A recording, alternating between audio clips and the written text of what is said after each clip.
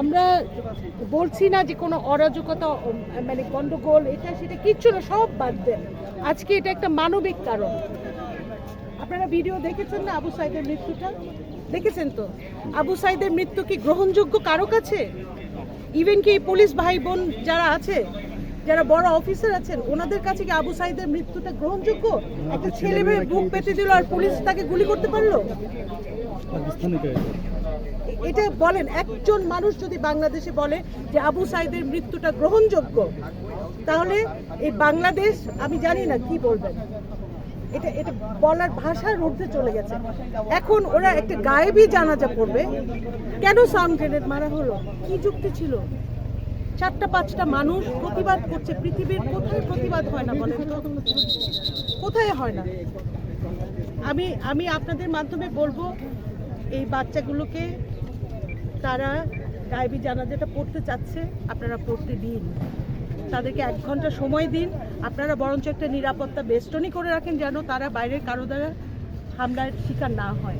সেটাই হওয়া উচিত এখনকার পদক্ষেপ। আপনাদের মাধ্যমে আমি পুলিশ প্রশাসন এবং আরও যারা কর্তৃপক্ষ আছেন, আমি নিজেও এক বড় অফিসারকে বলেছিলাম যে ভাই, আমি একজন মা হিসেবে এসেছি এখানে, সন্তানের মা হিসেবে এসেছি, আমার সন্তানও বিশ্ববিদ্যালয়ের ছাত্রী।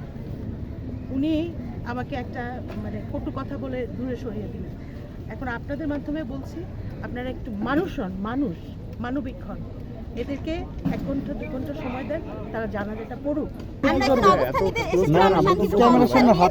এখন আমরা আমাদের হলে ফিরে যাচ্ছি।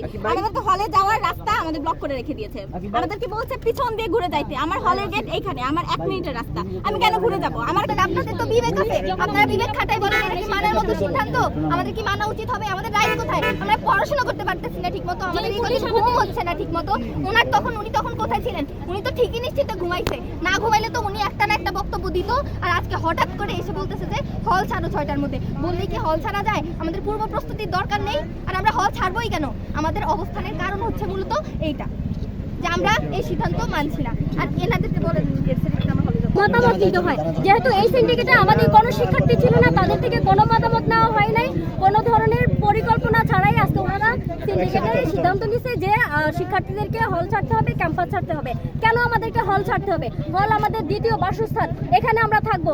বললেই তো হয় না আমরা এখান থেকে চলে যাবো। আমরা কোথায় যাব? এখান থেকে কোথায় যাব আমরা?